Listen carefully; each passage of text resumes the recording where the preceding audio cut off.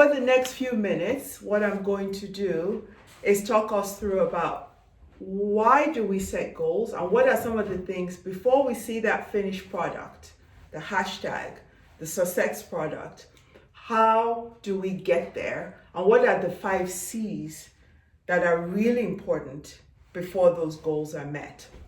So like Charlotte said, my name is Toyin tfal&chi, and I'm super excited to be here with you all.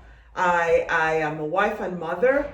I am a physician. I'm a wellness and career coach, and I'm a fearless woman. And I'm really excited to be part of this program and just listening to the amazing talks and all of the sharing and learnings that have happened today. So I have just 3 slides, and I'm going to share the very first slide here. And really, it's really before the hashtag goals, like harnessing the 5 C's. So what are those C's, right? On my next slide. Before we get to our goals, before we get to that final product, because we know that strategy without execution is a thought that lives in our head. And we can have great ideas. If we don't implement them and execute them, they're just a wish. So goals are important, but what are the 5 C's to get us to that? I'm a physician, so I love acronyms. I've done a talk on the ABCDs to the best you. If you haven't seen that, it's available on YouTube. But I think these C's are really important for help us to clarify the things that we need to do. So what I'll do over the next few minutes is talk about what these 5 C's are, talk about why they're important for us to get to our goals, and then give a practical example of walking us through a personal or professional goal that we set and how we accomplish those goals, because we are fearless women. So the C's are, the first C is clarity, the second is commitment, the third is consistency, the fourth is confidence, the fifth is compassion. So those are the 5 C's that we'll walk through, and I want you to think about those. And wrapped around all of those is courage, right? It's not listed on here because every time we set a goal or goals, that takes an act of courage, because we've all had things that we've set out to do in the past that didn't quite work out well or kind of stalled. So every time we set out to say, I'm going to have a goal, that is courage. So that's a 6 C that sits at the base of all of this. But once we decide, you know what, I have the courage, I'm going to set a goal, some goals, personal, professional, relationship, whatever it is, that courage is step 1. And now what are these 5 C's? So you know how kids always go with the what, the why, the when, the if, the how. Clarity is super important. And clarity is, what is that goal and why am I setting it? Sometimes we get into the what we're trying to do, but as important as the what, and even more important, is the why. And that why is going to be really important to help us get through to get into that goal that we set to be achieved. And when we walk through the case example, it'll tell you why that's really important. So the clarity about what the goal is and what it's not, what we want to accomplish, and then the why. Why do we want to accomplish that goal? And being very honest with ourselves is a very critical first step to understand the why behind setting that goal. Is it internal driven or is it external? I can tell you from experience and from research that when that goal is driven by your own internal drive, you're more likely to achieve it, and you're more likely to feel satisfied when you achieve it. Those are 2 important things. Sometimes we do get a goal, we achieve it, and we don't get the satisfaction we thought because maybe it really was driven by something external. So when we see the hashtag goals and hashtag everyone's doing this stuff, it's very important when you identify a goal or goals, the clarity for what it is and why you want to do that. So that's clarity. The second is commitment. So we've said This is the what, this is the why. And sometimes it takes a long time to figure out that why. It's not peer pressure, it's not influence from other people, it's something I want to do. The next is making a commitment. It's like writing an oath. It's like signing a contract. And sometimes you have to physically sign a contract with yourself when you commit to doing something. That commitment to say, this is what I want to do. This is what I'm doing. This is why I'm doing it. And this is the commitment that I'm going to do it. But this commitment phase is just as important as the clarity, because in this commitment phase, you're committing to what you're going to do, when you're going to do it by, how you're going to do it. You're running through kind of like what are going to be your obstacles and anticipated challenges. You're running through, what if I don't make this commitment? What does that mean? So this is a really critical part. And as important as making a commitment to do something, sometimes the bigger part of making that commitment happen is knowing what we're not going to do. And that is important. Sometimes the goal is, I'm going to stop doing X. And that's as important as I'm going to start doing something. So that's important for us to know that commitment includes not just, I want to do this. It is, when do I want to do this by? Who do I need as a co-partner or facilitator, or is this a solo thing? What are the anticipated obstacles? And how do I plan to overcome those? And what will I have to drop or not do to be able to make that commitment? If we don't think those through, we're less likely to succeed on those goals. We don't have to be perfect, but we need to think about those things. This is also when we bring back and channel other times we've set goals and figure out what was that part that we hadn't thought through that made us unable to meet that goal. So the commitment, so clarity is number one. I want to do this. I'm clear that I want to do it, and I know why I want to do this. The second is, I make a contract with myself. I will do this because I am a fearless woman. The third is consistency, right? We've decided we need to do this. We've set the goal. We've set a timeline. We know what we're going to do. We know what we're not going to do. But consistency is a critical part of meeting our goals. Many goals are, sometimes they're short-term, sometimes they're medium, sometimes they're long-term goals, but there is a time element. And consistency is that part where life kicks in and kind of moves things around. And that's the part when I'm in physical settings. If I was in a room and I had people type and I'll have people, which one of these you struggle with the most when you set goals? 9 out of 10 times people say it's consistency. It'll be interesting to see what this audience thinks. So if you want to chat into the chat, just out of these 5, which one you think you struggle with when you're trying to meet your goals. But consistency is where life happens. We have the best laid plans, and then life happens and we're not able to stay consistent, which is why that commitment phase of anticipating what are the things that are going to mess with your consistency and kind of think about how you overcome them. This is also the part where the saying goes, consistency is discipline, right? Motivation will wane, right? A lot of times we start off the beginning of the year, our motivation is at an all-time high. We just heard somebody speak about something. We just had a friend do something. We're all motivated and then life happens. There are going to be some days you're just not that motivated on your goal.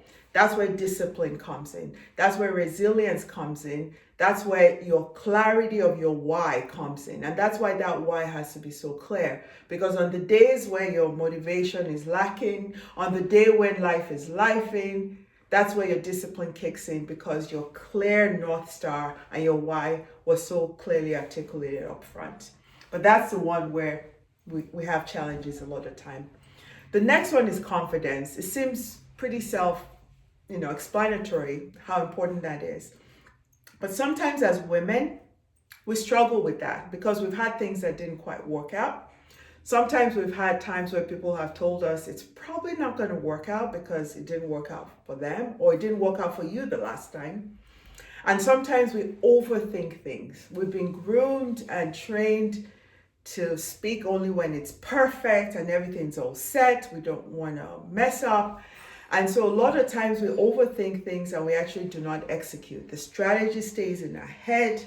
We've thought it through and we just aren't going to take that first step. So confidence is really important in meeting our goals. And with confidence comes celebrating small wins. Every time you're able to stay consistent, every time you're able to move towards your goal, being confident, knowing that confidence begets more confidence. And when you do, it's about progress, not perfection. And that confidence allows you to take the next step. So that is a really critical part of the goal setting, the confidence that I can do this. And when you do make that first step, celebrating yourself and using that confidence to propel you to keep going, even if other times you weren't able to do that. So the confidence is a big part of the C. And then the last part here is compassion. We need to give ourselves the grace we give other people. We give people grace. People that are family, people that are friends, sometimes even people who we don't know that well. When people have times when they slip up and they're not meeting their goals, we're more likely to say, well, there were probably extenuating factors. Well, we understand. We tell people, don't be so hard on yourself. We tell our children, our parents, our friends, our partners, it's okay. Keep going.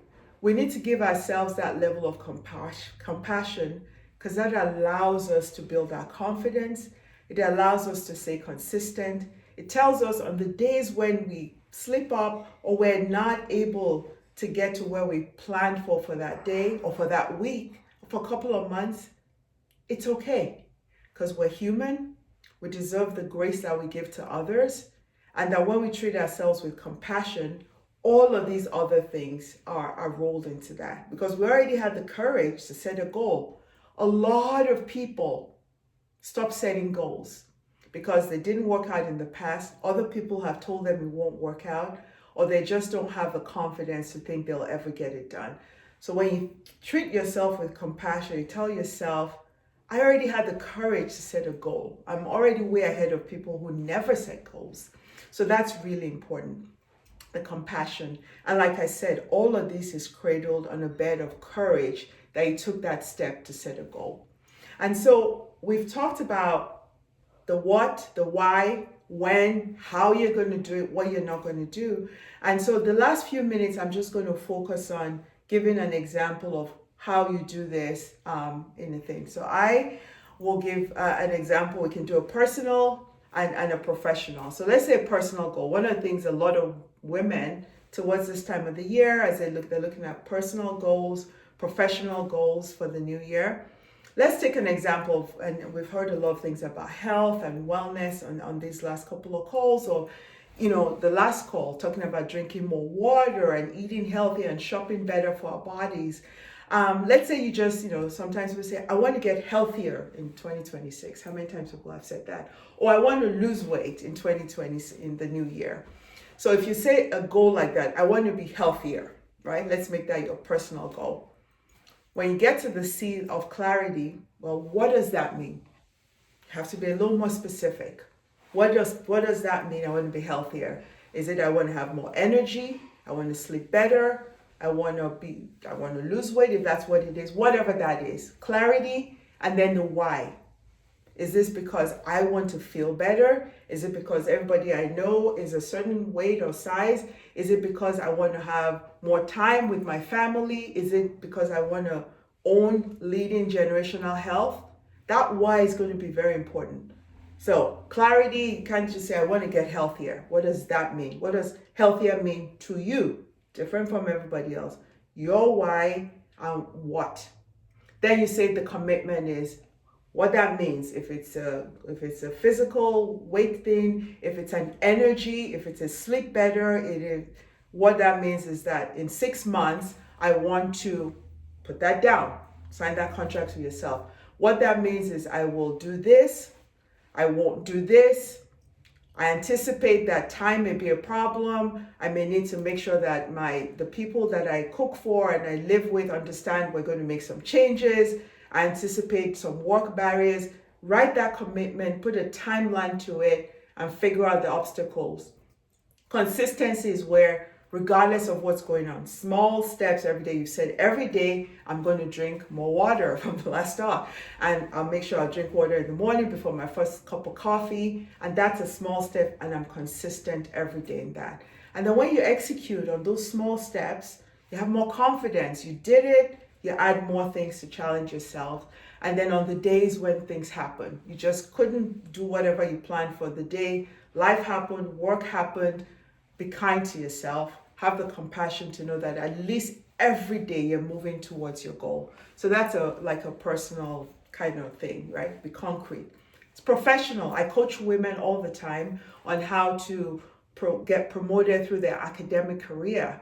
Or somebody says, I want to write a book, or I want to become a professor in my institution. Clarity about what it is you want to become, right? And why. Not because your parents think you'd be great if you become a professor, not because your siblings are, not because your friend. If that's not the path of what you want, that's not your why.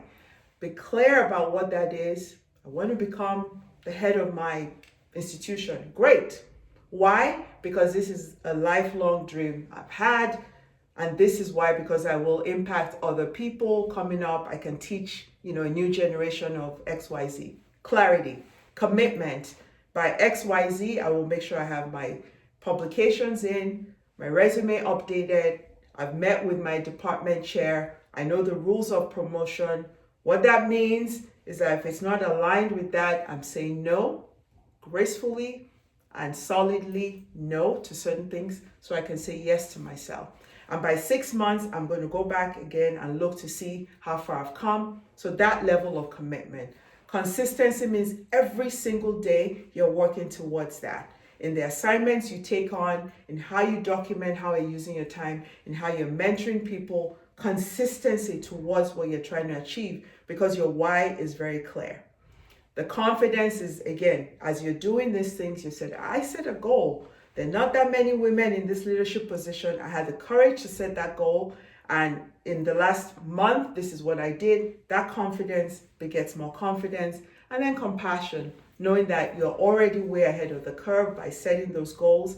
And on the days where you get your publications rejected, your department chair says you're not quite ready, be kind to yourself, refresh, renew, and keep going. So again, I'm hoping that as we're rounding out in the last minute, to just share that thank you again for your time and your attention. And at this time of the year, as we start to think about, our wins, our successes, our challenges, things that we've had to go through this last year, and as we're putting goals together for 2026, and sometimes they're longer term goals, is to think that one, we're fearless women and we had the courage to set goals. We're going to make sure that as we set those goals, we're very clear about why we want to do those things, what it is we're going to be doing, how we're going to get them done consistently, the confidence that comes from starting and continuing and not stopping, and then the compassion that we give ourselves, knowing that we can do that. So again, my name is Toyin Nwafor. It was a pleasure speaking with you. And you can reach me. That's my QR code that goes to how you can reach me. I'm on Instagram. I'm on Facebook. I'm also on LinkedIn. And on our website, tfal&chi.com, where I do wellness and career coaching.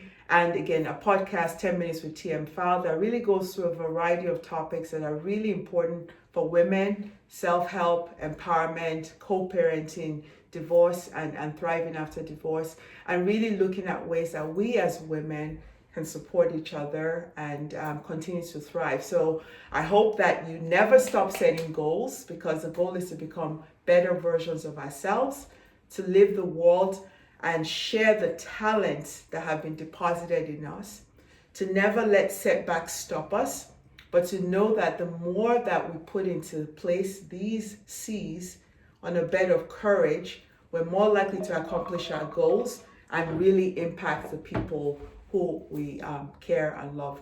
So thank you for your time and attention, and I hope to connect with some of you, maybe all of you. Thank you.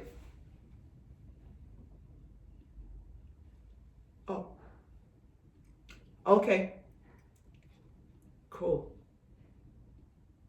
Yes.